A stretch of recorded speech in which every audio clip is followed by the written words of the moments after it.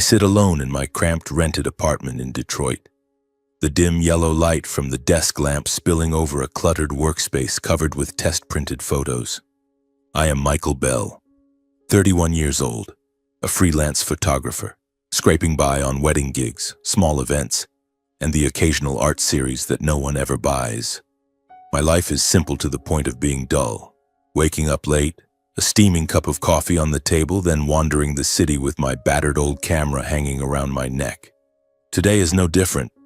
I'm flipping through the shots I took last week, rain-slicked streets, the weary faces of workers clocking out, a few portraits of kids playing in the park near my place. They remind me of myself as a child back when everything was simpler than it is now. I love this job even though it barely pays. It gives me freedom, no one to answer to, no tyrannical boss to bow before. But sometimes in quiet moments like this, my thoughts drift to family or what's left of it. My mother, Abigail Bell, passed away 2 months ago. Her death came suddenly, a heart attack in the middle of the night. I still haven't gotten over the pain. She was the only one in the house who truly understood me, quietly supporting my decision to pursue photography instead of jumping into my father's business machine. My father, Kevin Bell, owner of Bell Industrial Group, a chain of factories producing industrial components, is the complete opposite. He has always seen me as a failure, a drifter son with no thought for the future. And my younger brother, Mac, he's the perfect copy of Dad, ambitious, ruthless, always ready to step on others to climb higher. I'm rearranging a black and white photo of an old man sitting by a window, his gaze distant when the phone rings, shattering my focus. I glance at the screen. An unknown number, not in my contacts. Normally, I'd ignore calls like this, probably some ad or scam. But today, for some reason, I pick up. Maybe the apartment feels too quiet, or maybe I'm lonelier than usual. Hello? Is this Mr. Michael Bell? The voice on the other end is low, serious, like a middle-aged man trying to stay calm under pressure. Yes, that's me. Michael speaking. Who's this? I'm Martin Hargrove, your mother Abigail Bell's personal attorney. I'm calling about an important matter. My heart tightens. Mom's personal attorney? She never mentioned having one. She lived simply, saved every penny, worked as an accountant for Dad's company for decades. Why would she need a private lawyer? And why call me now 2 months after she's gone? My mother's personal attorney? What's this about? She's already passed away. I know, Michael. That's precisely why I'm calling. Mrs. Abigail left a will and I need you to come to my office for the official reading. That was her explicit request. I slump into the chair, gripping the phone tightly. Mom left a will? What could she possibly have to leave? The house belongs to Dad. The company is run entirely by him and Mac. She only had a few personal belongings and some modest savings accounts. I don't understand. Why me? What about my father and brother? Martin's voice grows firmer. The will is very clear. You must come alone. You are absolutely not to inform Mr. Kevin Bell or Mr. Mac Bell. This was Mrs. Abigail's strict instruction. If you violate it, the entire will becomes void, not tell Dad or Mac. Why would Mom do that? Our family was already cold, but she always tried to keep the peace, never wanting conflict. Now, even in her will, she's excluding them? Suspicion rises inside me, along with a vague unease. Something isn't right. What secret did Mom keep so deeply hidden? All right, I'll come. Where's your office? He gives me the address. An old building in downtown Detroit, not too far. Tomorrow afternoon at 2 p.m. And remember, come alone. The call ends, but my head is buzzing. I set the phone down and stare at the photos on the desk. Mom's image appears in my mind. Her gentle smile, eyes always full of worry. She left so suddenly, I never even got to say a proper goodbye. The funeral was quick. Dad handled everything while I just stood there like a stranger. Now this call. It makes me feel that everything is about to change. My quiet, boring life might be completely turned upside down. That afternoon, I throw on my old jacket, sling the camera over my shoulder out of habit, and drive my beat-up car out onto the street. Detroit in the chilly autumn afternoon is covered in falling golden leaves, but I'm in no mood to admire it. The whole way there, I keep asking myself, What did Mom want from me? Did she leave a few keepsakes or just a final message? But why all the secrecy? The suspicion grows stronger, making my heart pound. I imagine all sorts of things. Maybe Mom knew something about Dad, about the company? Or am I just paranoid? The lawyer's office building stands in the city center, a drab 1970s structure with a gray facade and dusty windows. I park in a nearby lot and walk into the lobby with a heavy heart. The receptionist checks my ID, then leads me up to the third floor in a creaking elevator. Martin's office is a small private conference room with a heavy wooden door and a stuffy atmosphere smelling of old paper and cold coffee. Martin is already waiting, a man around 50, silver hair, gray suit, gold-rimmed glasses. He shakes my hand, polite but cold. "Please have a seat, Michael. We'll begin right away." I sit in the stiff leather chair, hands gripping the edge of the table. The room is small, just a long wooden table, a few files and a voice recorder. Martin opens a sealed envelope and begins reading the will in a steady voice. My heart pounds harder when I hear the first words. "I, Abigail Bell, bequeath my entire secret investment portfolio, valued at approximately $15 million, to my eldest son, Michael Bell." $15 million. I'm stunned, as if struck lightning. My mouth falls open, but no words come out. Mom lived her whole life quietly, pinching pennies, enduring that cold house with Dad. She wore old clothes, cooked simple meals, never traveled or shopped extravagantly. How could she possibly have $15 million? That's an enormous sum, enough to change anyone's life. I shake my head, voice trembling. "No way. You've got the wrong person. My mom didn't have money. She was just an accountant." Martin looks at me calmly. "There's no mistake, Michael. Mrs. Abigail had been secretly investing for many years. This is a legally notarized will. The money is yours." I sit frozen, my mind in chaos. Why? Why did she hide it so completely? And why only me, not Dad or Mac? The initial unease has turned into a storm. There's definitely something more behind this, I'm sure of it.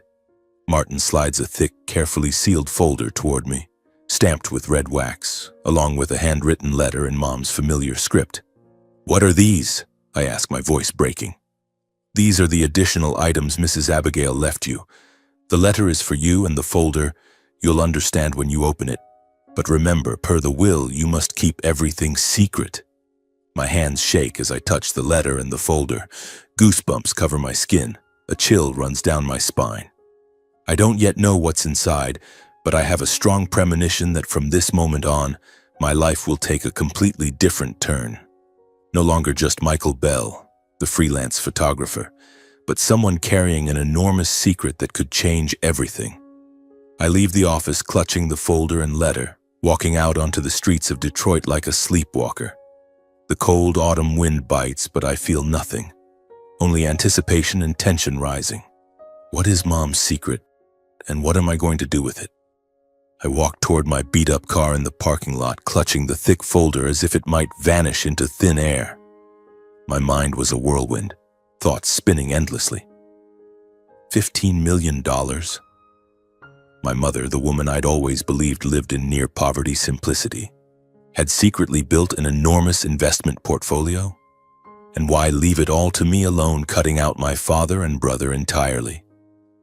I opened the car door, tossed the folder and letter onto the passenger seat, then slid behind the wheel. Detroit's streets slid past the windows, gray high-rises, avenues littered with golden falling leaves, crowds hurrying home after work. To me, everything blurred into a hazy mess.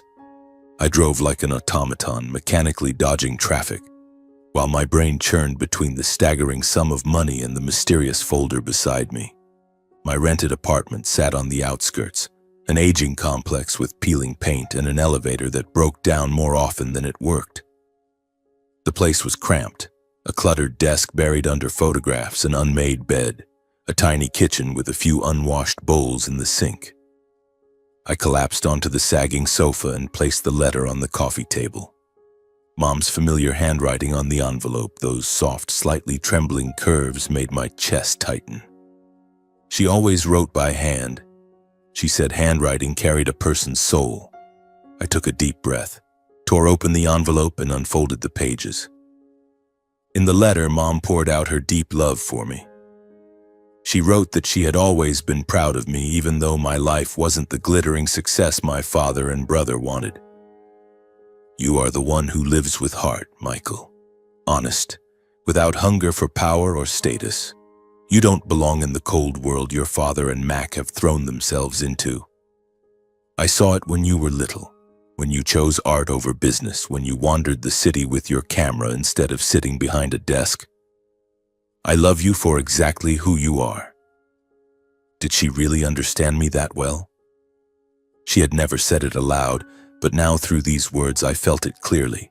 She went on, "The money I'm leaving you isn't for you to live lavishly or waste. I want you to be free, free from depending on this family, free to live the life you've always dreamed of. You can open your own photography studio, travel the world taking pictures of places you love, or simply live without ever worrying about bills again. That is my gift to you, because I know you deserve it." My heart warmed for a moment, but the next lines turned me ice cold. "There is something else I'm leaving you inside that folder. It contains all the evidence of your father Kevin Bell's and your brother Mac Bell's criminal activities." I froze. The letter slipped from my fingers. Criminal activities? My father, Kevin Bell, 66 years old, chairman of Bell Industrial Group, the chain of industrial parts factories he built from nothing. He was patriarchal, authoritarian, ruthlessly pragmatic. To him, the company was everything. Profit was everything. He had taught us since childhood that the world is a war and the weak get crushed. And Mac, my 28-year-old brother, currently production line supervisor at Dad's main plant. Impulsive, competitive, status-obsessed. Always ready to do whatever Dad ordered to climb higher. But criminal? I had never even considered it. The company was constantly praised in the local press, Detroit's pride and joy. Mom confessed that during her many years as the company's accountant, she had quietly collected the evidence. I saw everything, Michael. Shady transfers, fake contracts, shell companies for money laundering. I didn't want to believe it, but the truth was right in front of me. I copied everything, kept it safe, because I knew one day it might save someone. Why didn't she ever say anything? Tears rolled down my cheeks as I read. I didn't expose it while I was alive because I didn't want our family torn apart. I didn't want you and Mac to become enemies, to look at each other with hatred. And I was afraid, Michael. Afraid of consequences beyond my control. Prison, bankruptcy, or worse, violence from those involved. I chose silence to protect everyone. Now that she was gone, she was handing the decision to me. The choice is yours, Michael. Turn the evidence over to the authorities or bury it forever. I trust you to do what is right. I will love you always, Mom. I folded the letter, my heart aching. How had she lived all those years? Carrying this colossal secret alone, working beside my father every day, knowing exactly what he was doing. I looked at the still sealed folder. My hands shook as I broke the red wax and opened it. Inside were dozens of documents, bank statements from Switzerland, fictitious contracts with phantom partners, lists of shell companies registered in the Cayman Islands, doctored tax reports with millions of dollars manipulated, forged supplier signatures. Everything was meticulously organized, annotated in Mom's handwriting. Dates, details, even USB drives with audio recordings attached. I sat paralyzed, flipping through page after page as if electrocuted. It was systematic, organized, spanning more than a decade. Not small mistakes, but a sophisticated financial crime network. My father and brother had evaded taxes, laundered money, defrauded partners. The scale was so massive that if exposed, the entire Bell industrial empire would collapse. But what shocked me most wasn't the extent of the crimes. It was that Mom had lived in silence for years, secretly preserving the truth. She knew everything and chose to suffer alone. Old memories suddenly flashed back, painfully sharp. Mom sitting alone late at night in her study under the dim yellow desk lamp, eyes red from exhaustion. I used to think she was just working late to help Dad. Now I understood. She was copying evidence, documenting things she could never speak of. The times Dad berated her in front of the whole family over missing money, shouting that she was useless even though I knew it wasn't her fault. She would bow her head, stay silent, wipe tears when no one was looking. The times she was excluded from every business decision when Dad and Mac held their closed-door meetings, treating her like an outsider, and she never fought back. She swallowed it all for the sake of the family. I realized she had spent nearly her entire life enduring in order to protect a family she knew was rotting from the inside. She loved Dad, loved us, enough to live in a private hell. My tears fell onto one of her handwritten notes, blurring the ink. I cried not from anger, but from overwhelming pity. Pity for how lonely she had been, how much she had sacrificed. I felt no joy over the money or the power to destroy everything. $15 million now felt like a burden, not a gift. This secret could send my father and brother to prison, ruin everything. All I felt was crushing weight and suffocating sorrow. Before me lay justice, clear, irrefutable evidence. Behind me remained blood ties. My father, for all his tyranny, was still the man who gave me life. Mac, for all his ambition, was still my little brother. How could I betray them? I closed the folder, locked it in my desk drawer, then collapsed onto the bed and stared at the dark ceiling. That night I barely slept, thoughts raging like a storm. I pictured Dad in handcuffs, Mac begging and crying.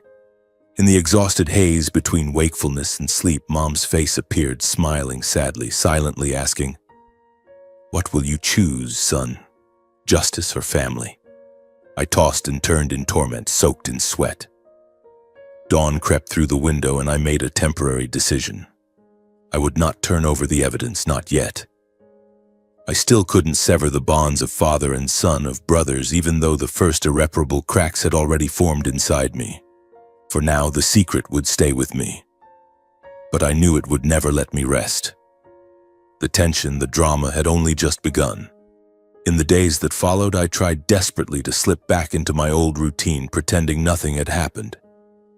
Wake up, brew a thick black coffee, grab the camera and wander Detroit's streets, shooting rain-soaked pavements, the exhausted faces of working people, or the hidden corners of the city that only I found beautiful.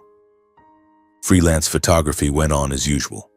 A few small gigs, editing photos until the early hours, sending invoices by email. I tried to live as if I'd never received that call from Martin Hargrove, as if the folder full of criminal evidence was nothing more than a bad dream.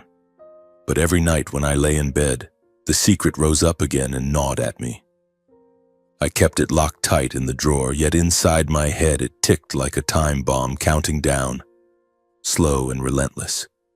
I kept wondering, do Dad and Mac know anything? Or did Mom hide it too well? Every time the phone rang, I jumped, terrified someone had found out. My ordinary life had become a thin shell, and I was constantly holding back the feeling that I was standing on the edge of something enormous that could explode at any moment.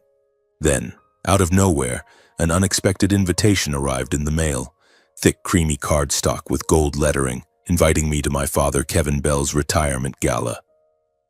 After decades at the helm of Bell Industrial Group, he was officially stepping down. The event would be a grand celebration, a farewell, and the public announcement of how power and assets would be divided. I didn't want to go. The distance between my father and me had grown too wide. He had never considered me part of the empire he built. Our rare phone calls were nothing but cold questions about my work, always ending with the same disappointed tone. Why don't you ever think about your future? And Mac would definitely be there, strutting around as usual. But after a sleepless night, I decided to attend. I wanted to see with my own eyes exactly where I stood in my father's heart.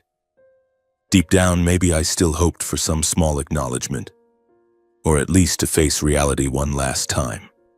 The gala was held on a Saturday night at the Grand Plaza, Detroit's grandest downtown hotel, an old Gothic-style building with glittering crystal chandeliers and long red carpets. I drove there wearing the only suit I owned, an old one I'd bought years ago for a wedding. On the way, my heart pounded harder, excitement mixed with dread. I imagined Dad giving his speech, Mac grinning triumphantly, and me standing in some dark corner. When I pulled into the parking garage, I saw rows of luxury cars. Mercedes, BMWs, even a few Lamborghinis belonging to businessmen, partners, and the press. Bright lights spilled from the main entrance.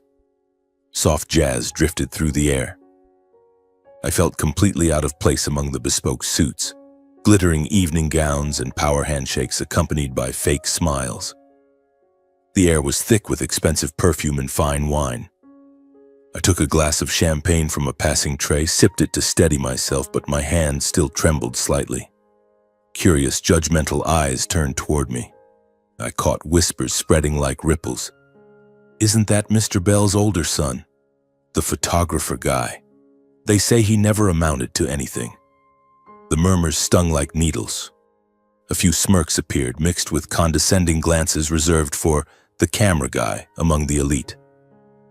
My face burned as if I were being stripped naked in front of everyone. Why had I come?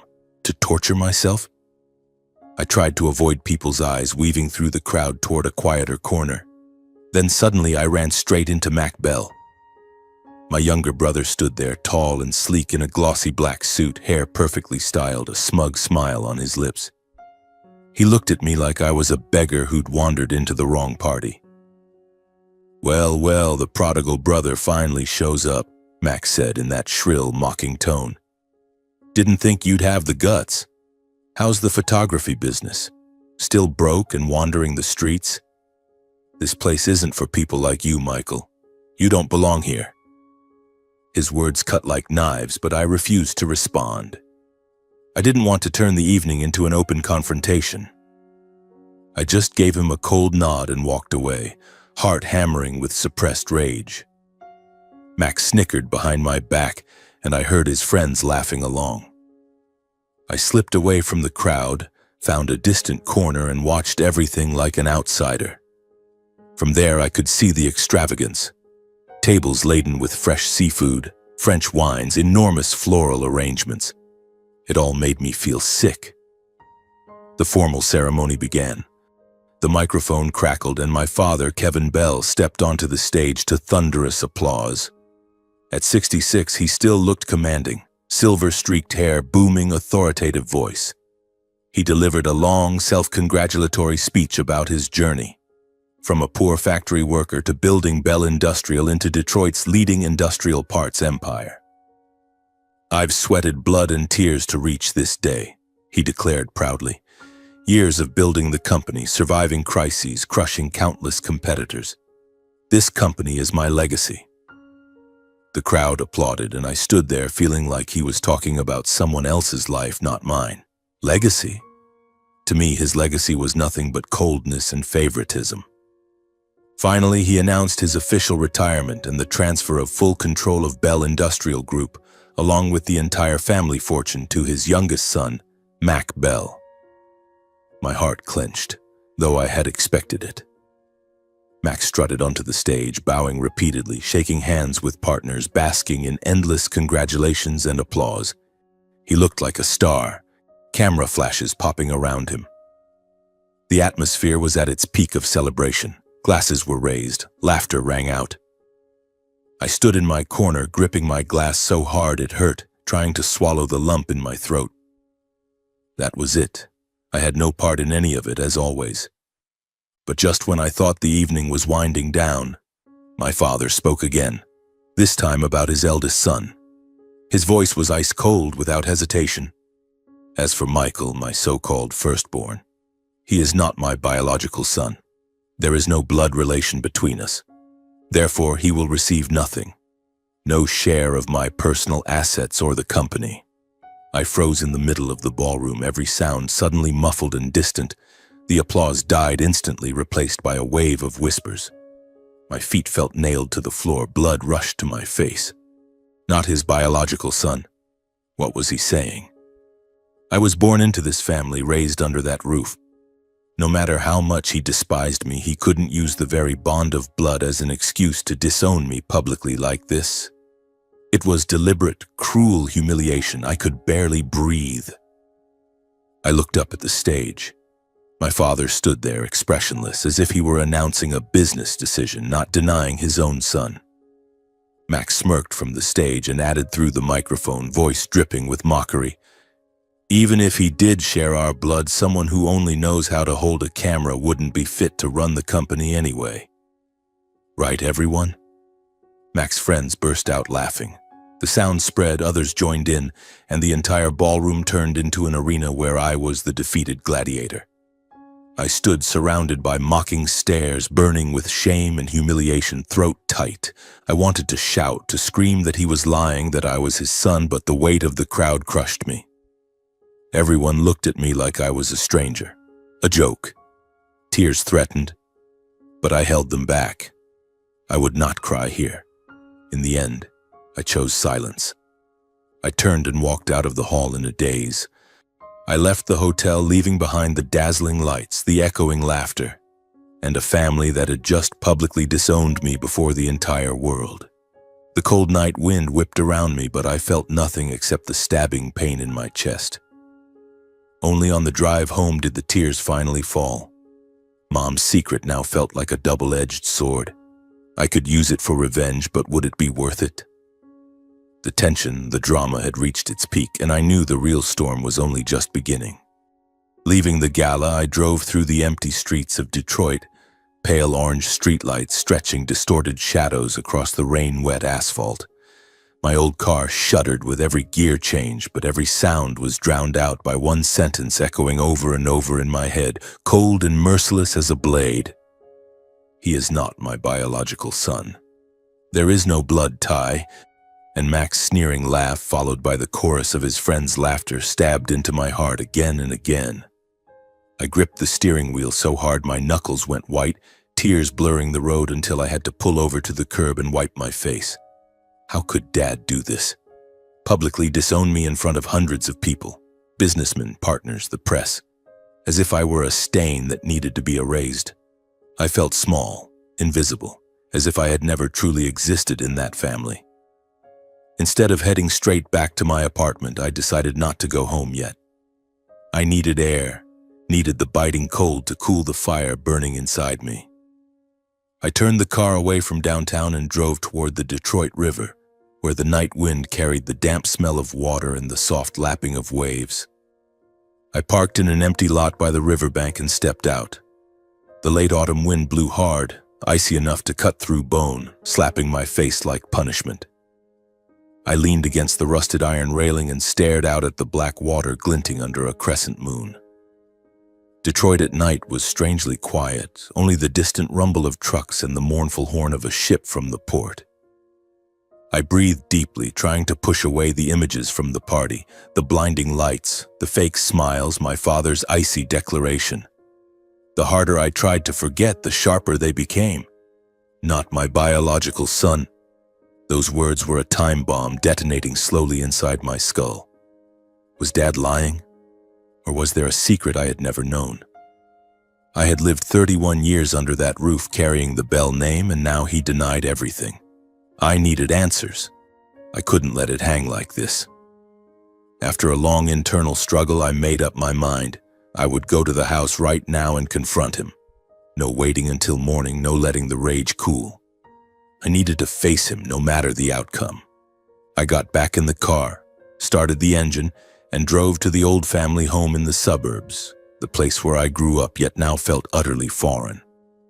The route was so familiar I drove on autopilot past quiet streets lined with trees shedding golden leaves. My heart pounded, tension rising. The house appeared ahead, a 2-story vintage mansion with a wide front lawn and a garage full of luxury cars. The living room lights were still on. They weren't asleep yet. I parked at the gate, took a deep breath, and walked in. The door was unlocked, as always. Dad was always arrogantly certain no one would dare touch his house. I pushed the door open. The dry creak of the hinges echoed through the silent space. The living room was vast and cold, expensive leather sofas bathed in dim yellow light, the fireplace still glowing with red embers. My father, Kevin Bell, sat reclined in his usual armchair, a glass of whiskey in hand, staring out the window as if avoiding something. Despite the obvious exhaustion etched on his face, he still radiated that rigid, unyielding authority. Mac was standing by the built-in bar, pouring himself a drink, when the sound of the door made him freeze. He whipped around. For a split second, his eyes widened. Then the familiar contempt instantly returned. "What the hell are you doing back here?" His voice was high and sharp with mockery. "Wasn't the party humiliating enough for you?" I ignored him and looked straight at Dad. "Dad, we need to talk. Right now." Dad lifted his head, his cold gaze sweeping over me like I was a stranger.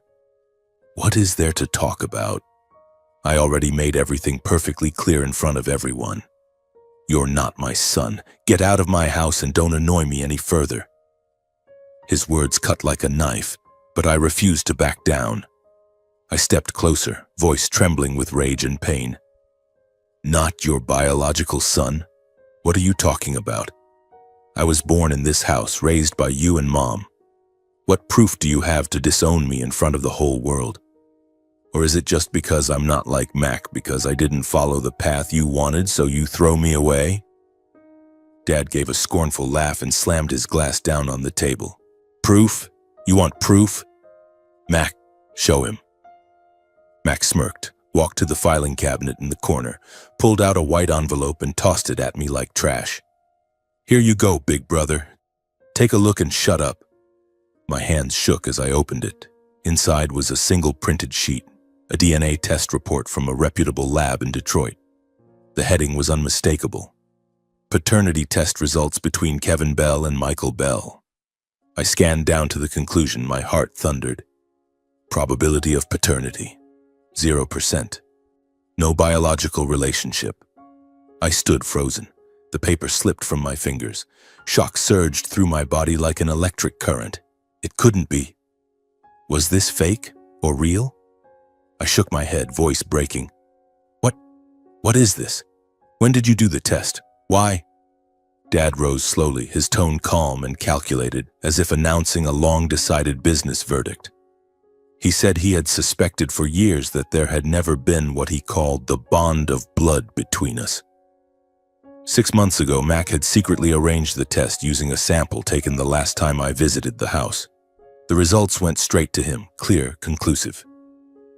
I was not his biological son. He spoke of Mom in a dry, icy voice, claiming she had betrayed him with someone he no longer cared to identify. She was dead, and to him the truth behind it no longer mattered.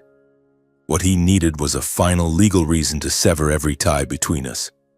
His words hit me like hammer blows. Mom betrayed him? No, Mom wasn't that kind of person. She had endured a lifetime beside him, sacrificed everything. But this report, it was black and white, stamped and signed by a doctor. I collapsed into a chair, mind reeling. The shock squeezed my chest until I could barely breathe. So this was the basis on which he publicly disowned me and stripped me of any inheritance. He continued, "I will not let my fortune fall into the hands of someone who doesn't share my blood. Mac is my real son. He deserves everything. As for you, get out and never come back." Mac cut in, voice dripping with triumph. "See, brother? You never belonged here. You never did. Go back to taking pictures on the street. That's where you belong." I looked at them, 2 people I had once called family, now total strangers. Tears fell again, not from sadness this time, but from fury and shock. This DNA report, it changed everything. I wasn't his biological son. Then who was I? What had Mom hidden from me? I picked up the paper, stuffed it into my pocket, and stood.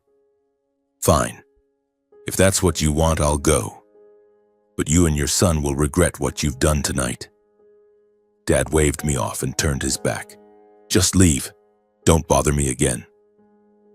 I walked out of the house into the dark night, the cold wind whipping my face. On the drive back to my apartment, my head spun around that DNA report. The shock was still raw, but a new resolve was forming. Mom's secret now mattered more than ever. I had to uncover the truth for myself. My apartment greeted me with suffocating silence, and I knew this night would be endless. I stumbled back into my cramped apartment late that night, slamming the door behind me. The lock clicked loudly in the narrow space. Faint orange streetlight filtered through the thin curtains, casting pale, sickly stripes across the dusty floor. I collapsed onto the old sofa, then immediately stood up again. I couldn't sit still. Kevin's icy words still rang in my ears, "You're not my son," along with Mac's mocking laughter and the DNA report that felt like a death sentence. 6 months ago, they had already known, had already planned to cut me out of everything, and tonight's gala had merely been the cruel public execution. I felt betrayed twice over, once by my father and again by my very origins. My hands shook as I tore off the suit jacket and flung it to the floor. I sat on the edge of the bed, overwhelmed by humiliation and a hollow emptiness that choked me. It was as if everything I had tried to bury for years had been dragged back into the light without mercy, pulling me into a deeper abyss than ever before. Tears fell again, but this time not from pain, from pure rage. Rage at my father, at Mac, and even at Mom for perhaps knowing and never telling me. In the chaos of memories, my childhood rose up like a parade of injustices. Kevin had always poured every favor and resource onto Mac. The old suburban house appeared vividly in my mind. The peeling white walls, the cracked leather sofa in the living room, the garage stuffed with industrial parts Dad brought home from the factory. Kevin Bell, around 40 then, tall and loud-voiced, was always consumed by the company. He had built Bell Industrial from nothing and treated it as his life's mission. But with us, his 2 sons, the favoritism was blatant. Mac was born looking like him. Sharp eyes, confident smile, competitive from the cradle. Me?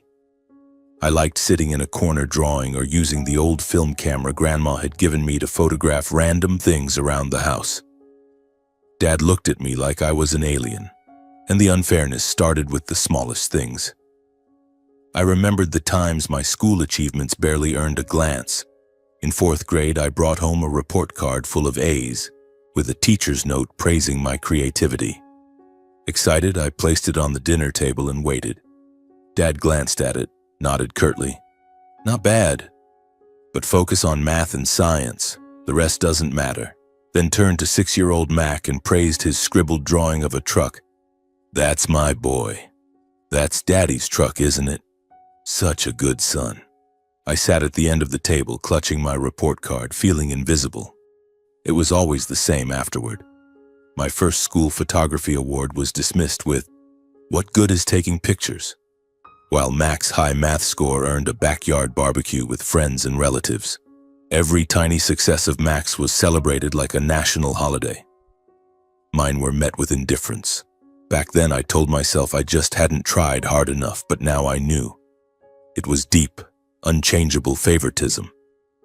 At 18, when I decided to study photography at community college and needed $300 for film and supplies, I went to Dad's office at the factory, voice trembling. "Dad, I need money for school materials. I'll pay you back when I get a job." He didn't even look up from his ledgers. "Money for photography? You think I print cash?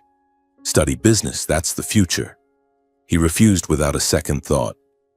Meanwhile, Mac got tuition at a prestigious university, a brand new car upon graduation, and a high-paying job at the factory handed to him on a silver platter. Money, connections, opportunities. Everything flowed to Mac like a river. I worked nights at a fast food joint, saved every penny for a second-hand camera, and the wound of that unfairness never healed. Amid those bitter memories, the only image that softened my heart was Mom. Abigail Bell, hair neatly pinned, gentle smile, always my quiet refuge. I remembered evenings when she sat silently watching me sort prints in the living room under the warm desk lamp. She would sit beside me, hold my black and white photos, even if she didn't fully understand the technique or artistic meaning, and nod. "They're beautiful, son. I can see people in these pictures. Keep living the way you believe is right." Those words were cool water on the burns left by Dad.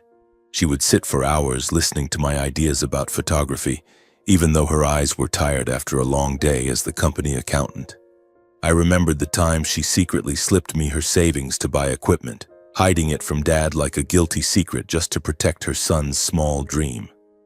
Once she called me into the kitchen and pressed $100 into my hand. I saved it from the grocery money. "Don't tell your father. Use it for film. I believe in you." I hugged her, feeling the warmth from her thin body, knowing she was sacrificing part of her already simple life. She always did that, supported me in the shadows like an ally in hiding. But I also realized that no matter how much she loved and shielded me, she never dared stand up to Dad directly. And her love, however deep, could not fill the cold void left by a father's rejection. She was afraid the family would break apart, afraid of conflict. Whenever Dad yelled at me, she would only pull me out of the room and whisper, "Your father has a short temper, don't take it to heart." Never once did she say, "Kevin, don't shout at the boy." She was a prisoner of her own endurance, and unwittingly I was dragged into that prison too. Her love was profound but not strong enough to tear down the wall Dad had built. When I finally chose photography over joining the company, Kevin's contempt became open scorn. He publicly called my path useless and shameful. "You want to be a photographer? That's a job for lazy bums," he shouted at that fateful family dinner in front of Mac and Mom. From then on, the distance in the family was no longer mere silence. It became an impenetrable wall. Dad rarely called. Mac started mocking me too, and Mom could only send handwritten letters of comfort. The family crumbled day by day. Everything that happened at tonight's gala was merely the cruelest replay of what I had endured my whole life. Dad's public disownment, Mac's ridicule, the DNA report as the final period. I understood now. The moment he denied my blood, in his eyes I had ceased to be a real son. He had chosen Mac long ago, and now he used the truth to justify it. Every last hesitation, every lingering attachment inside me collapsed along with those memories. I stood up, opened the drawer, pulled out Mom's sealed folder of secrets and placed it on the table like a verdict that could no longer be postponed. The lamp shone down on the pages, blatant evidence of crime, shady transfers, fake contracts. After a long silence in the dark apartment, I made my final decision. I would turn over every piece of evidence against Kevin Bell and Mac Bell to the police. Not for revenge, but to end a chain of crimes that had been hidden for years beneath the polished facade of a respectable family. Mom's secret had become a weapon, and I would use it to seek justice, for her and for myself. That night stretched on forever, but my resolve was clear. The storm was coming. As the first rays of sunlight slipped through the thin curtains, I got up, brewed a thick black coffee, but couldn't swallow a single sip. My hands trembled as I gathered Mom's folder and her handwritten letter into an old briefcase. This was it. No more delaying. I drove to the Detroit Police Headquarters, that grim gray building downtown. Surrounded by patrol cars and the tense atmosphere you only see in movies. My heart pounded as I walked into the lobby. The smell of stale coffee and old paper hit me hard. I asked to speak to a detective, my voice cracking. "I have evidence of financial crimes. It involves Bell Industrial Group." They led me to a small interrogation room. Cold concrete walls, a scarred wooden table. A middle-aged detective named Ramirez sat across from me, eyes sharp but voice calm. "Tell me the whole story, Mr. Bell." I told him everything. Mom's will, the folder, the evidence of tax evasion, money laundering, fake contracts. I slid the documents across the table along with Mom's letter as final proof. Ramirez flipped through the pages, his eyes widened as the scale sank in. "This is serious. Are you absolutely sure you want to turn this in? It's your family." I nodded, voice steady even though my heart ached. That family doesn't include me anymore. That very morning, I handed over the entire secret dossier and Mom's letter to the Detroit Police Department. My signature shook on the receipt form, a crooked scrawl that felt like the final full stop on everything I once knew as family. The case was immediately classified as major financial crime. They photocopied everything, sealed the originals, and forwarded the file to the Economic Crimes Unit and the prosecutor's office. Ramirez put a hand on my shoulder. "You did the right thing. But brace yourself, this is going to be huge." I left the station feeling a strange mix of relief and dread. On the drive home, I pictured Dad and Mac being summoned. Frantic phone calls, panicked faces. And it happened. Within hours, Kevin Bell and Mac Bell were urgently called in for questioning. Ramirez confirmed it later. Both had been brought in. That same evening, exhausted after a day of churning thoughts, I had just gotten back to my apartment when heavy, frantic knocking shook the door. My stomach tightened. Who could it be at this hour? I opened it. Kevin and Max stood there, faces twisted with rage and panic. Dad, usually impeccable in his suits, now wore a wrinkled shirt, eyes bloodshot. Max stood behind him, fists clenched, face pale. They barged in without waiting for an invitation and slammed the door shut. "What the hell have you done, you bastard?" Dad roared, his voice echoing through the tiny room, making the walls seem to shake. He unleashed a torrent of the vilest insults. Traitor, ingrate, destroyer of the family legacy. He jabbed a finger in my face. "I raised you, fed you, paid for your education, even though you never amounted to anything. And now you stab me in the back and hand evidence to the police? You ungrateful, treacherous piece of trash, you're destroying everything I built." His words cut deep, but I stood motionless. Mac jumped in, accusing me of jealousy, of envying the rightful heir, of being a pathetic loser who took revenge the coward's way. He stepped right up to me, face red. "You're jealous of me, aren't you? Because I'm the heir, because I have everything. You've got nothing. Just drifting around with that stupid camera. So you do this. Coward. Who the hell do you think you are? Some bastard with no blood tie demanding justice?" Dad cursed me with the heaviest words a father can use, declaring I had buried the entire Bell family alive. He paced the room, voice shrill. "You're burying me, burying Mac, burying the whole Bell legacy. I curse you, Michael. You will regret this." Their venom soaked into me like poison, but I stood silent before their fury, neither defending myself nor arguing, simply staring at them as if they were strangers. They were no longer father and brother, just two men desperately trying to save an empire built on lies. I looked at Dad and remembered childhood moments, but now they were only ashes. Mac tried to shove me. Dad pulled him back. "Let's go, son." "He's not worth it." They left with final threats. "You'll pay for this. We'll sue you," leaving the apartment steeped in suffocating silence. I collapsed onto the bed, mind blank. The slammed door still echoed. I knew this was the last time they would ever cross my threshold. But the tension kept rising. What would happen next? In the days that followed, leaks began to surface.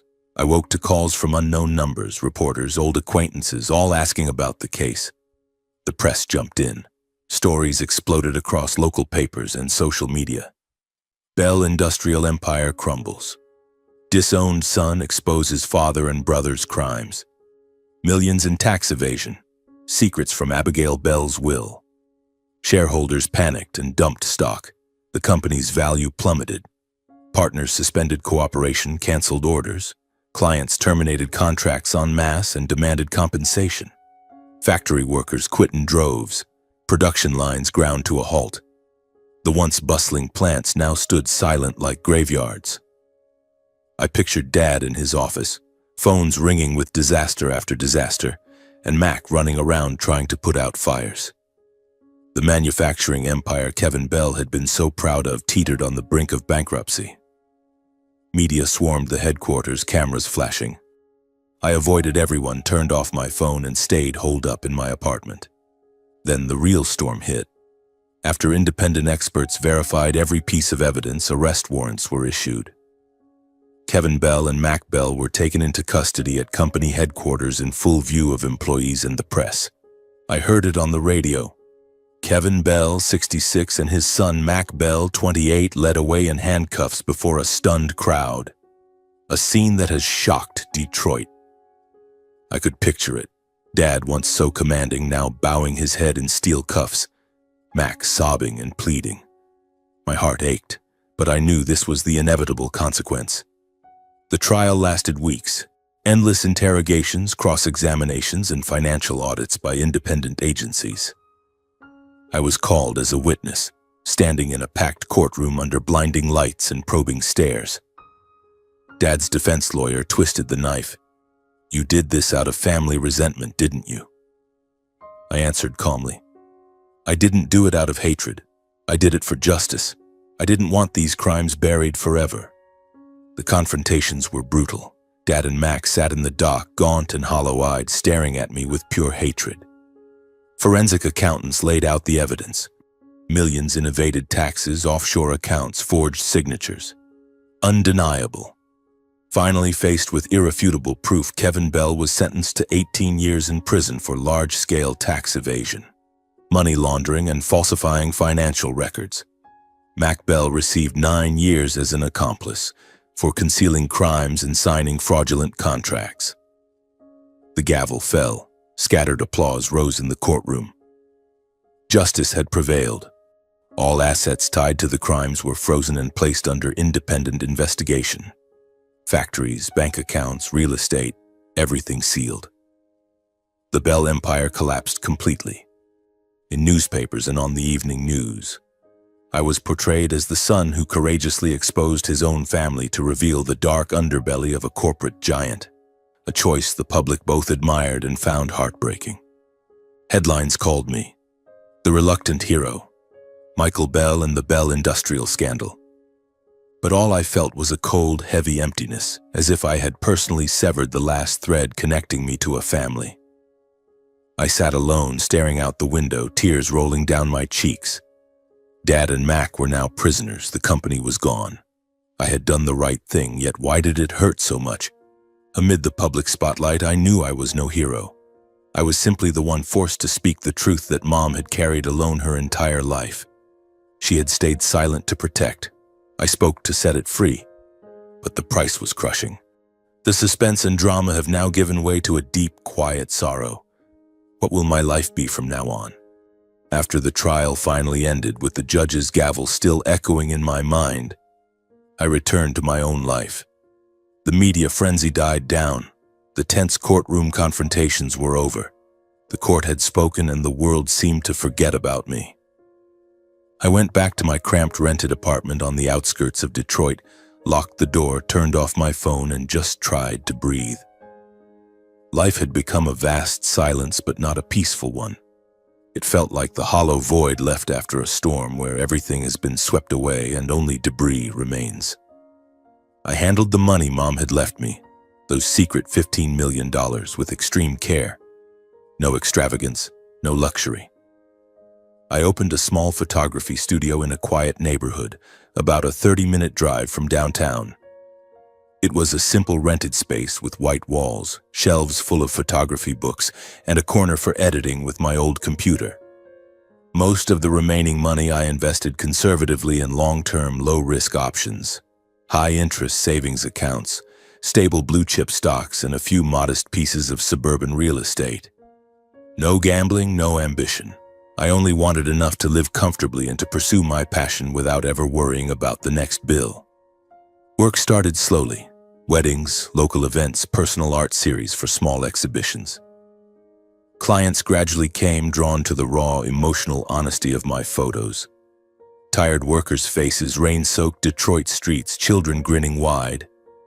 The studio was no empire, but it was mine. And for the first time in my life, I felt I truly belonged somewhere. A year later, the business had stabilized. Income became steady, not wealthy, but enough for me to buy a small house on the outskirts of Detroit. A simple place with a green backyard and a garage big enough for my old car. I painted the walls myself, arranged the furniture, a desk by the window overlooking trees, shelves filled with old prints, and a tiny kitchen corner where I brew coffee every morning. Nothing lavish, nothing flashy, just a home that was truly mine. A place where I could wake up without the weight of rent or the ghosts of the past. I moved out of the apartment, taking only my camera and my memories of Mom. The house became my sanctuary, a refuge where I could shut out the outside world. Life flowed quietly, no parties, no extravagance. Mornings. I woke early, camera in hand, wandering the suburbs, shooting misty sunrises or friendly neighbors' faces. Afternoons, editing in the studio, sending files to clients. Late nights, sitting alone with a cup of hot tea, looking through old photos, especially the ones of Mom under the warm desk lamp light. Her gentle smile. Weekends were rare, quiet days, reading, tidying the house, or simply lying on the sofa listening to soft jazz. No close friends, no romantic relationships. I chose solitude as a way to heal. Detroit remained the same. Noisy streets, smoky factories, but to me it had become a place to start over. Still, deep inside, the guilt never fully disappeared. It lingered like an old scar that aches from time to time. I thought about Dad and Mac in prison, facing cold walls for years. Had I been too cruel? Was justice worth this price? Many times I wrote letters to the prison asking about their health, trying to ease the guilt of having put them there myself. Simple notes. Dad, how are you? I'm worried about your health. Mac, how are you holding up? I hope you're okay. I sent them with a faint hope, some reply, some sign that blood still mattered, but every letter was returned unopened, marked recipient refuses delivery. Not a single response. Kevin and Mac had chosen to sever all contact with me. Each returned envelope felt like another stab in the heart. To them, I was the enemy, the traitor. After many silent attempts and only emptiness in return, I finally stopped. I accepted that there was nothing left to hold on to. From that point on, I officially cut all ties with the Bell family. No more letters, no visits, no thoughts of them. My life was now entirely my own. Lonely but free. 2 years later, on what seemed like an ordinary autumn afternoon, I was sitting in the studio editing a portrait series. Golden sunlight streamed through the window, soft music playing from the small speaker. Life had found its rhythm. The studio was busier. The little house felt warm and safe, and the old pain had slowly faded. I thought I had moved on, learned to live without the past. Then my phone rang. An unknown number. Out of habit, I answered. A tense female voice from the hospital, professional but anxious. Hello, is this Michael Bell? This is Detroit Central Hospital. We're calling regarding Mr. Kevin Bell. My heart stopped. Dad? After 2 years of silence, why now? I gripped the phone, voice trembling slightly. Yes, this is Michael. What's wrong with him? They told me Kevin Bell had developed severe myelodysplastic syndrome, a life-threatening complication worsened by prison conditions and age. His prognosis was critical. The only realistic chance of survival was a bone marrow transplant, but no compatible donor had been found in the National Registry. We've searched the entire database. No HLA match with sufficient compatibility. Given the urgency, we're contacting all direct blood relatives for testing. I froze for a moment, then steadied myself. HLA compatibility, genetic matching. Direct blood relatives? But Dad had disowned me. The DNA test 2 years ago had proved I wasn't his son. I took a deep breath and said calmly, Kevin still has another son, Mac Bell, who's currently incarcerated. Why not contact him? Mac is the biological son, the heir. The woman paused, then replied, We already tested Mac Bell. The results show his HLA markers are not compatible enough for a safe transplant. Therefore, we have no choice but to reach out to you, Michael Bell, as the last remaining relative who might be a match. Can you come to the hospital for testing? This is an emergency. Her words hit me like lightning. My hand shook, holding the phone. A chill ran down my spine. The studio suddenly felt suffocating. The afternoon light became blinding. Mac wasn't compatible? The son Dad had poured everything into, the one he chose over me, wasn't a match? I repeated, voice breaking. That's impossible. Mac is his real son. We only go by the test results, she said professionally. That's precisely why we're contacting you. In that moment, I realized everything was about to veer in a direction I never expected, shattering what I had believed for the past 2 years. This call was no coincidence. It was another bomb, ready to explode the past I had tried so hard to bury. My heart pounded. Suspense surged through me. The life I thought had finally settled was being turned upside down again. I whispered into the phone, Okay, I'll be there right away. But deep inside I knew. The real truth was waiting. That night I barely slept. I lay in bed, blanket pulled up to my chin, but sleep fled from me like an enemy. Thoughts piled on top of one another, drilling deeper into my mind. The image of Dad publicly disowning me at his retirement gala, his cold voice echoing in front of hundreds of guests. He is not my biological son. No blood relation. My father, Kevin Bell, once a man of iron, now lay weak, his life hanging on someone else's bone marrow. And that someone might be me. But why didn't Mac match? Mac, the one Dad had poured all his love, power, and legacy into. The DNA test 2 years ago had declared Mac the real son and me the outsider. What was happening now? Had Mom hidden something else?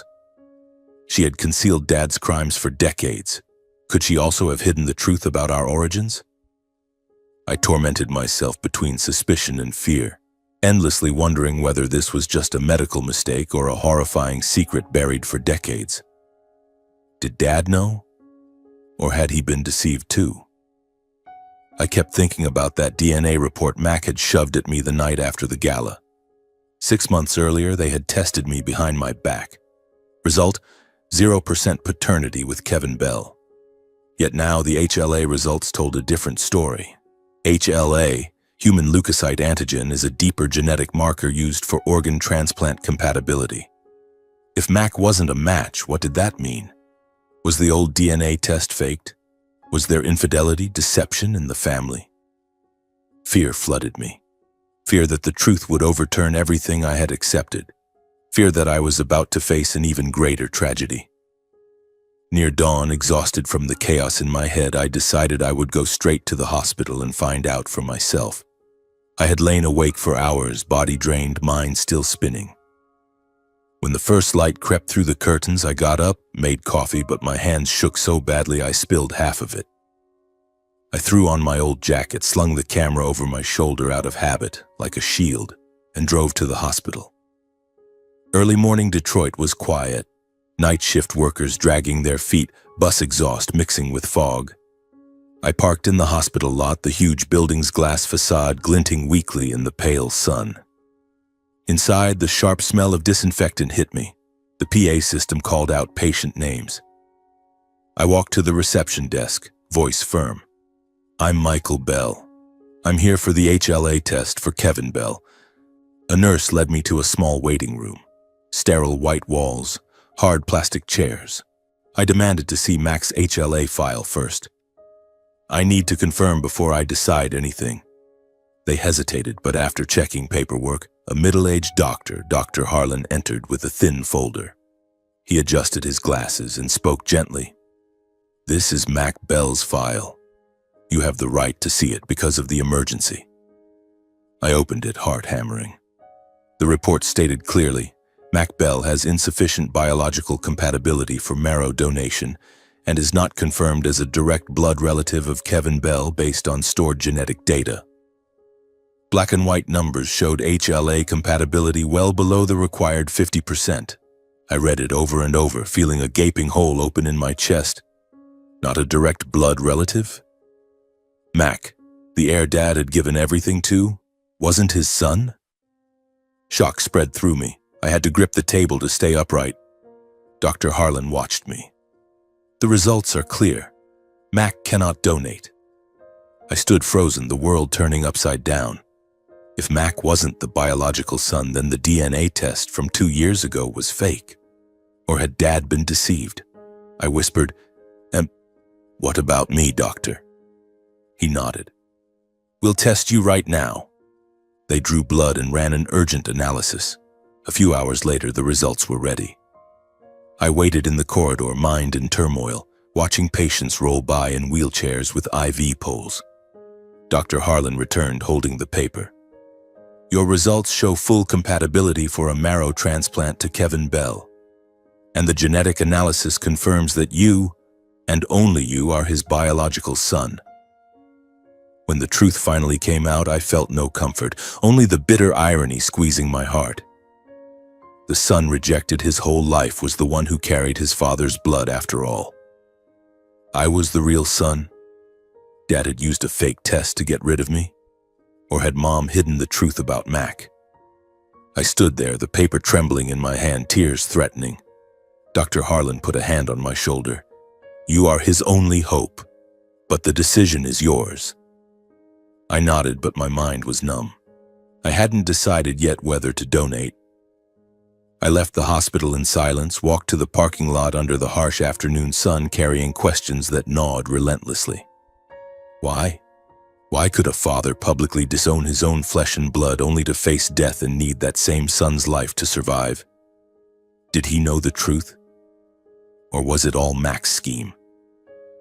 I drove home, the highway blurring through tears, feeling my life flip upside down once again. I needed time to understand how a father could reject his real son, then stand at death's door needing that son's marrow. Back at my little house, I collapsed onto the sofa and stared at the darkening backyard. Memories flooded in. The retirement gala, Dad's denial, Mac's laughter. Now what? If I was the real son, then who was Mac? Whose child was he? Did Mom know?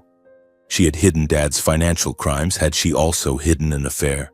Or had Dad been the one who betrayed her? I sat there for hours, mind in chaos, neither eating nor drinking.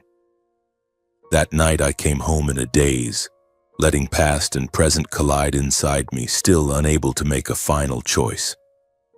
I lay in bed staring at the dark ceiling, thoughts spinning.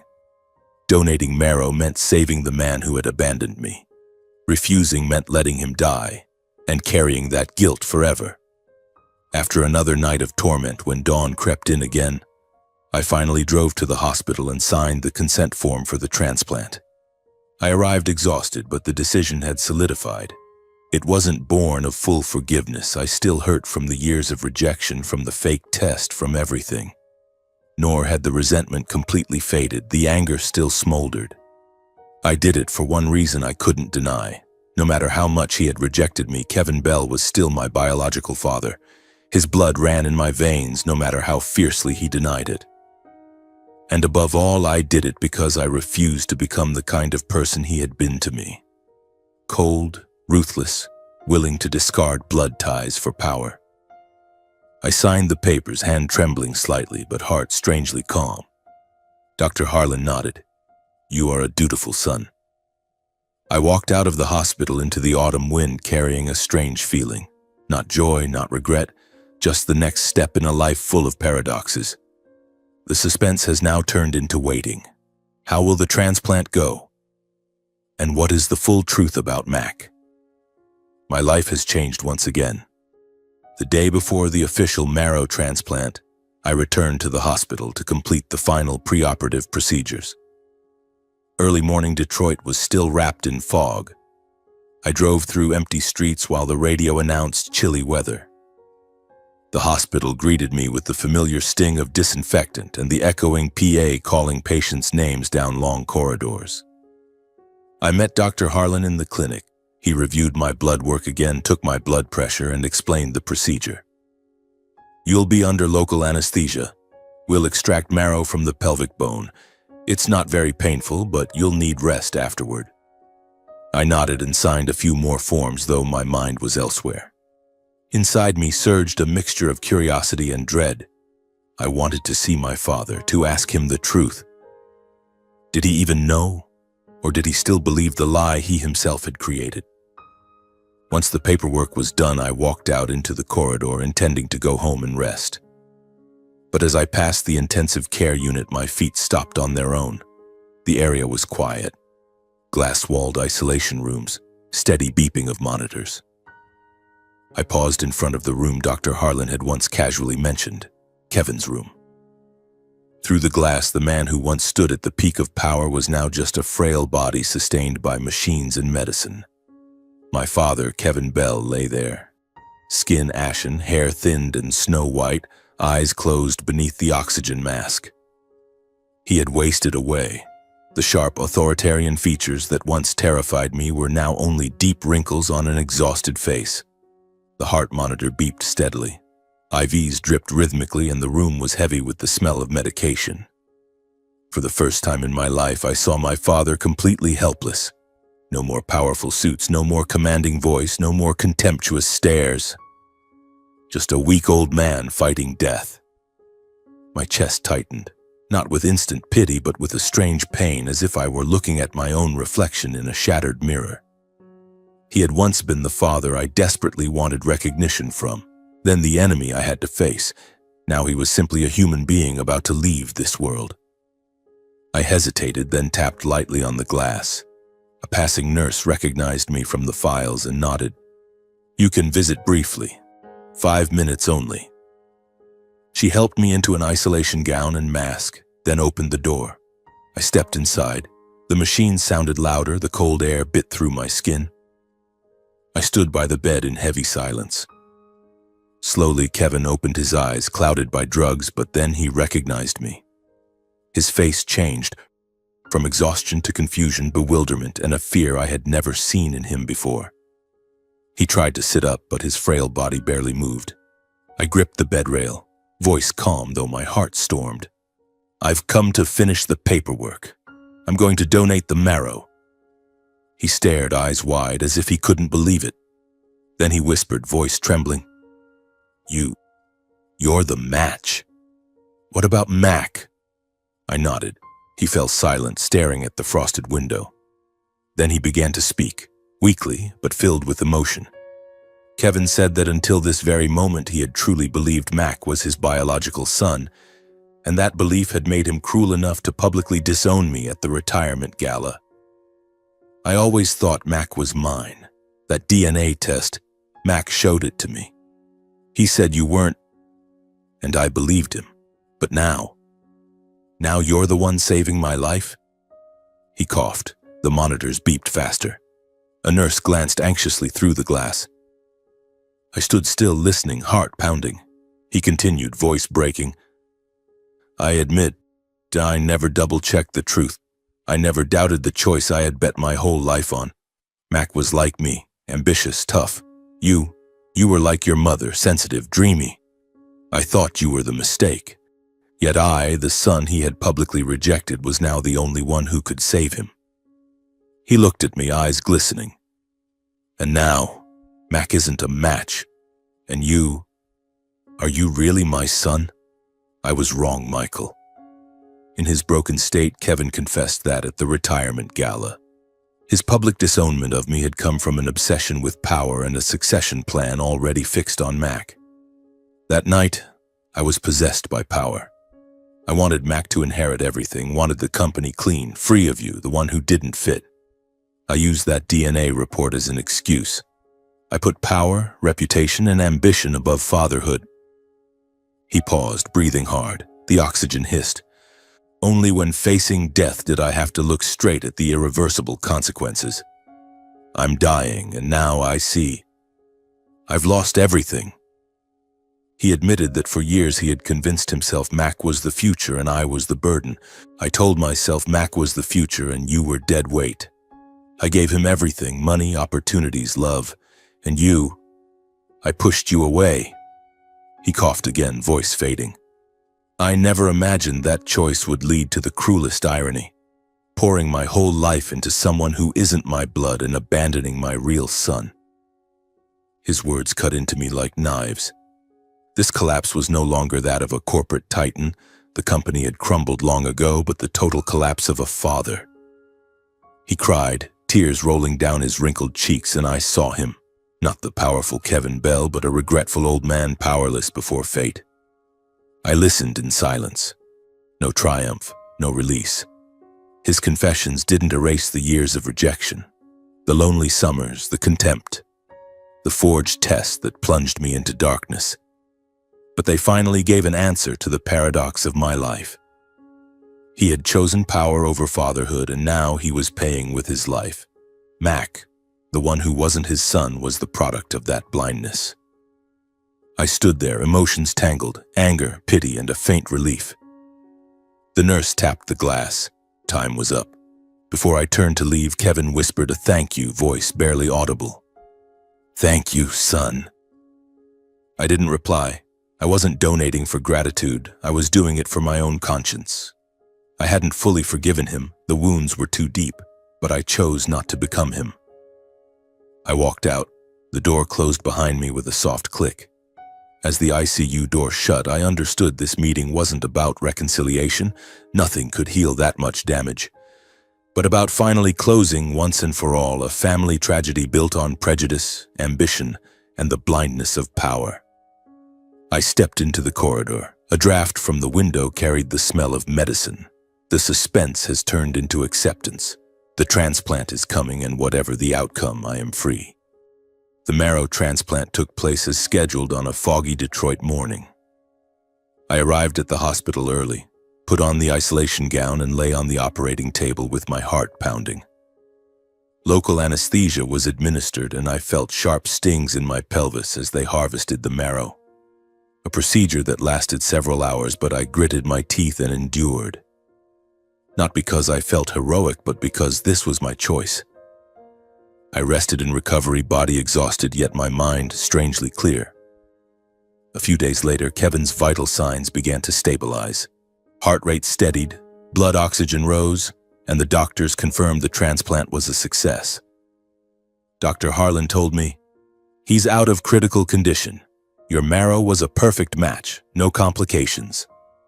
I exhaled in relief but felt no joy. Just one burden lifted, only to be replaced by others. Kevin survived the crisis, but his health had collapsed irreversibly. He was visibly emaciated, skin pallid, and needed crutches to move during his final days in the hospital.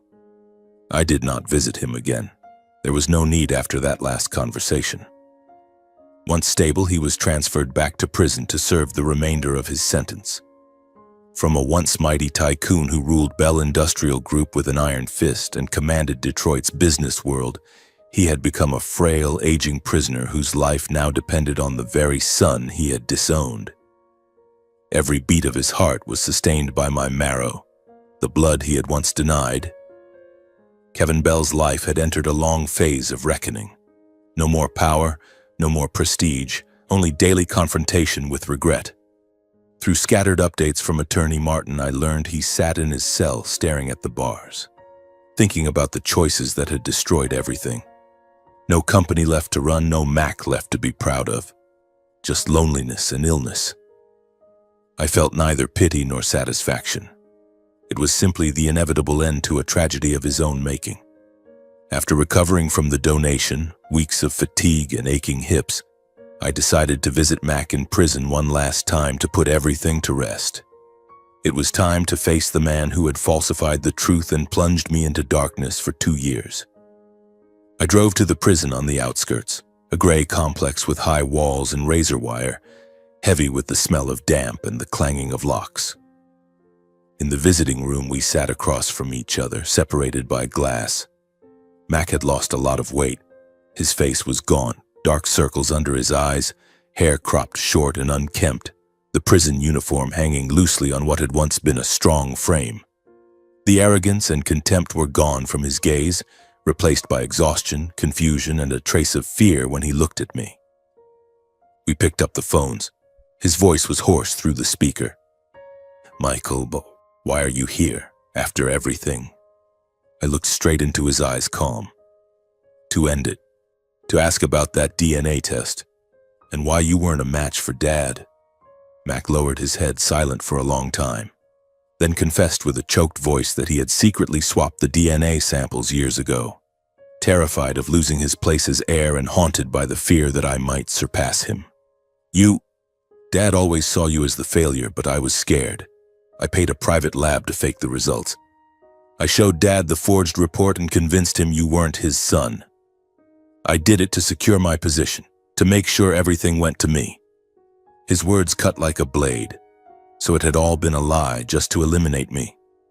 He continued, "The fake report became the basis for Kevin's public disownment at the retirement gala and the complete stripping of my inheritance.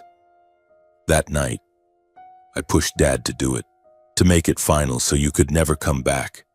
I thought I'd won, but now I've lost everything." In the total collapse of his beliefs and values, Mac bowed his head and apologized for destroying my life just to cling to a false identity. He cried, voice breaking through the receiver, "I'm sorry, Michael. I ruined you, pushed you out of the family, made you live a lie. I'm not his real son.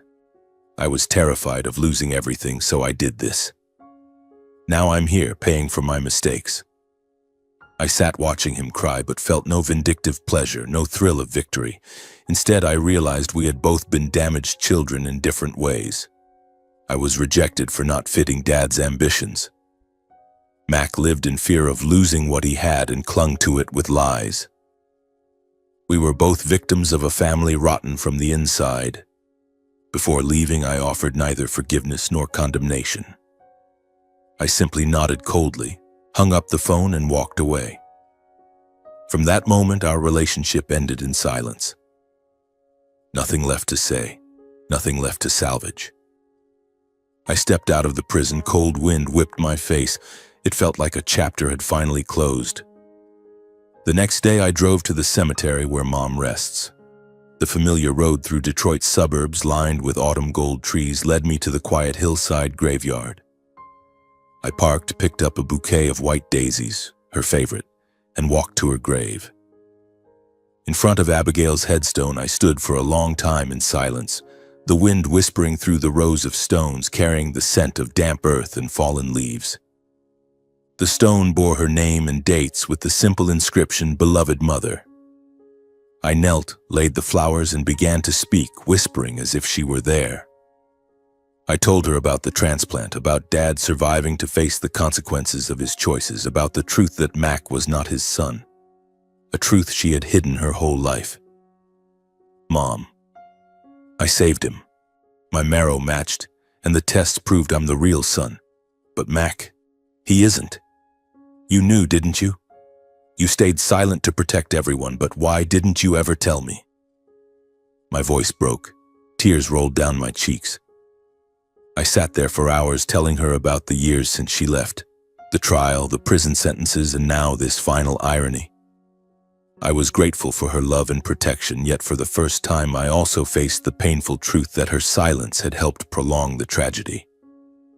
She had loved us so much she endured everything, hiding Dad's crimes, hiding Mac's origins, burying every secret to keep the family intact. But that silence had fed the lies, kept me in darkness, and driven Mac to deception. Two opposing feelings lived inside me at once. Deep compassion for a woman who spent her life in fear inside a cold house with a domineering husband, sacrificing everything for her children, and the ache of realizing I too had been a victim of the very secrets she chose to keep. If she had spoken sooner, perhaps everything would have been different. I cried, not from anger or blame, but from sorrow. There was no rage, no resentment left.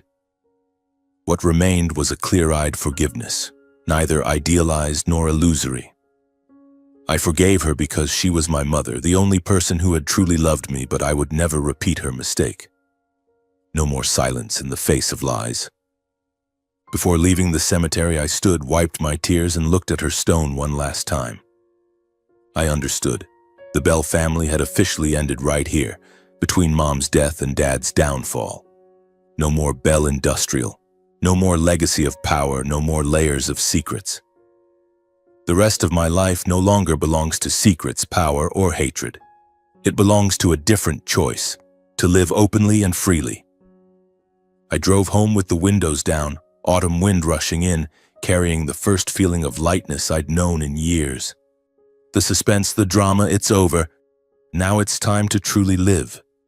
After all the storms had passed, I returned to my simple life in the little house on the outskirts of Detroit.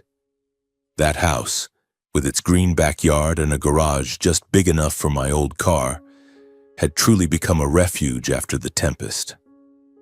I tidied up the photography studio, rearranged the old prints on the shelves, and started over with small, steady jobs. Life slipped back into its familiar rhythm.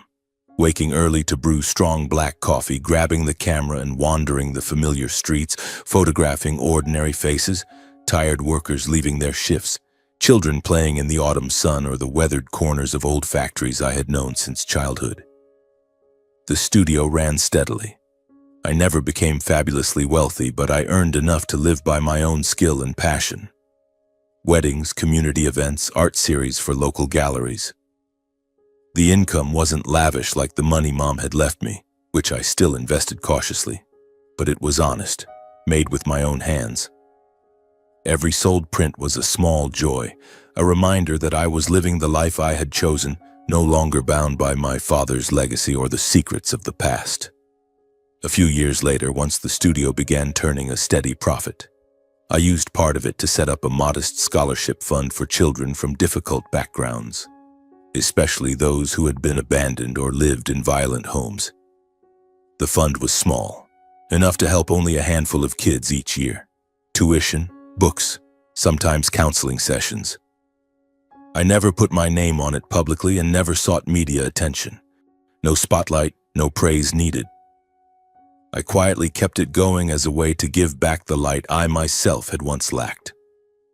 Every time I transferred money to a child whose parents had walked away, I thought of the little boy I once was, wandering the backyard with a camera, aching for a word of approval from his father. The fund became my way of healing, a silent promise that my tragedy would not be repeated in another life. During a community photography project, a series on struggling families in Detroit meant to raise awareness about domestic violence, I met Sophia. It was a drizzly afternoon at the local social services center. Sophia Bell, an ironic coincidence of surnames, nothing more, was a social worker with her hair tied back neatly and a warm, steady smile. She was a few years older than me, counseling a single mother with quiet empathy in her eyes. Two strangers connected by shared understanding and scars that had already begun to heal. I photographed her from a distance, not for publication but because of the genuine beauty in the way she listened. After the shoot, we talked. At first about the project, about the children who needed help. Then slowly personal stories slipped in. She spoke of a childhood marked by an alcoholic father and a mother who endured in silence. I shared fragments of my own journey, not everything, but enough for her to understand. No drama, no rush. We built something on quiet recognition rather than glamour or painful pasts. Coffee at small cafes, walks around the lake, long conversations about life. She never pressed about the trial or my father. She knew from the news but chose not to dig. Instead, we spoke of the future, of how wounds heal. We married not long after, a simple wedding, no media, no ostentatious guests. It was an autumn afternoon in the backyard of the little house, just a few close friends from the studio and the center. We exchanged rings beneath a blazing red maple, vows short and plain. Life with her was made of ordinary moments, cooking dinner together, watching old movies, planning the next round of scholarships. She brought patience and optimism where I lacked them. I gave her the calm she craved after exhausting days with traumatized children. When Oliver Bell, our first child, was born, I finally understood in the clearest way what it truly means to be a father. It was a spring morning in the local hospital when the nurse placed the tiny bundle in my arms. Oliver, pink, eyes squeezed shut, crying with all his might. I held him with a mixture of overwhelming joy and fear because no one understood better than I did how heavy the word family can be. Joy because this was my family, real, not built on power or secrets. Fear because I remembered my own father and every mistake he made. Favoritism, rejection, silence. Sophia lay beside me, exhausted but smiling. From then on, life revolved around the boy. Sleepless nights, changing diapers, mornings playing in the yard, the endless photographs I took. First smile, first steps. Oliver grew up surrounded by steady, equal love. No comparisons, no favoritism. I taught him photography. Sophia taught him kindness. Our family was small but solid, not an empire but a true home. Looking back on the whole journey, I realized this. Truth, no matter how brutal, is the only path to real freedom. I lived inside lies, disowned because of a forged test, carrying my mother's hidden secrets, and only when I spoke them aloud, only when I faced them, did I become free. Power can build empires, but it can also destroy a family. My father proved that. He built Bell Industrial on ambition and lost everything because of it. Silence in the face of wrong is never neutral. It is complicity that prolongs tragedy. My mother stayed silent, and the tragedy lasted her whole life and spilled onto us. I learned that courage is not only denouncing others' crimes, It is also daring to face the truth of your own family, of the very blood you come from. I did that. Faced the test, Mac's confession, my father's regret, and from that I changed. From my own tragedy, I chose to live more slowly, more kindly, more awake. I never sought to be a hero in society's eyes. No interviews, no memoir. I simply chose to be a man who does not turn away from truth and refuses to repeat the mistakes of the previous generation. With Oliver, I show no favoritism and stay silent about no wrong, however small. With Sophia, I hide nothing. The studio still runs, the scholarship fund has quietly grown, now helping dozens of children each year. And life is made of ordinary moments. Taking my son to the park, photographing sunsets with my wife, or sitting alone reflecting on the past. The rest of my days will no longer be written in secrets and resentment. They will be written in quiet work, simple moments, and the freedom I had to trade nearly a lifetime to earn. I grow older, silver threading my hair, but my heart is light, no longer carrying the weight of the old Bell family. And that is the final message I keep for myself. We cannot choose where we are born, but we always have the right to choose how we live and how we walk out of the shadows of the past. I made my choice, and now watching Oliver grow, I know it was the right one. My story ends not in tragedy, but in peace.